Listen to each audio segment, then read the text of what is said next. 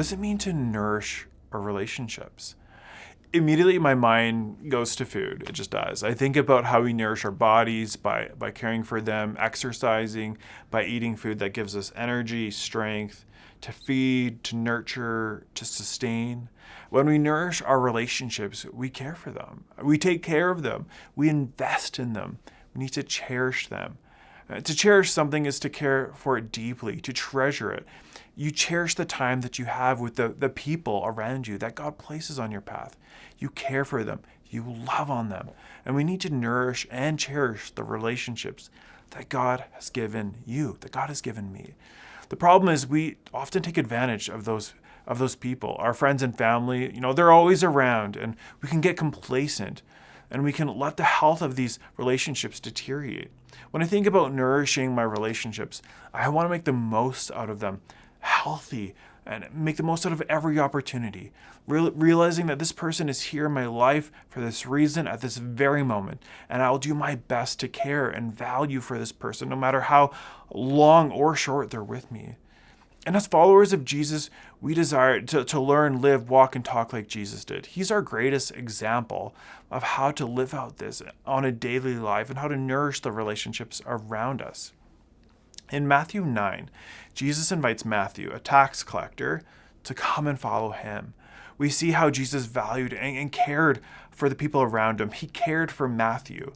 We serve a God that is full of grace, and so much so that he reaches out to the brokenhearted, the sinner, the sick, the feeble, the downtrodden. And in the same way that Jesus reached out to Matthew, he's reaching out to you. He's reaching out to me. Remember, Jesus is our example here. So what can we learn from him? The answer is simple. People matter. We nourish our relationships by reaching out to them, by caring for them. The people that are hurting, the people that are sinners. I mean, you and I, and the people that need hope. Relationships matter. People matter. We all matter to God. And we need to care deeply for the people around us, to treasure them, to nourish the relationships with them. I believe that we can learn to nourish these relationships when we understand that people matter to God, and they should matter to us. So what does it even look like practically to nourish these relationships? I mean, that we are grateful for these people. We let them know that we love them, that we care for them.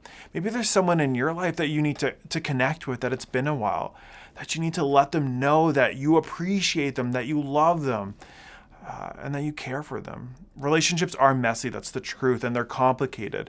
But when we have the eyes of Jesus for the people around us, our relationships can be full of grace and truth. Often, I needed grace extended to me in many of my relationships, and just as much as I need it, I need to be able to extend it to others.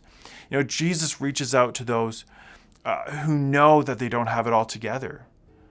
Learning to nourish our relationships can be difficult for many of us, but let's try. Ask yourself, how can you nourish your relationships today and share God's love with the people that he's placed in your life? Who knows who God will bring along your path?